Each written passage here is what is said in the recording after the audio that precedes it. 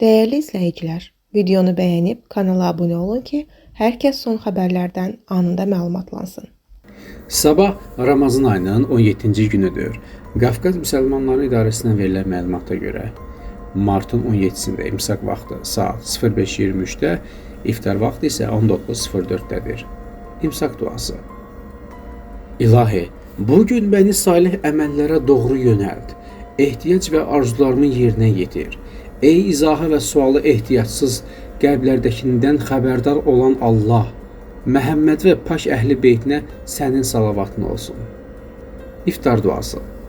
İlahi, səndən ötürü oruç tutdum, sənin verdiyin ruzi ilə iftar açdım və sənə təvəkkül etdim. Bağışlayan və mehriban Allahın adı ilə. Ey hüdudsuz bağışlama sahibi, mənim günahlarımı bağışla. Allah orucunuzu qəbul etsin.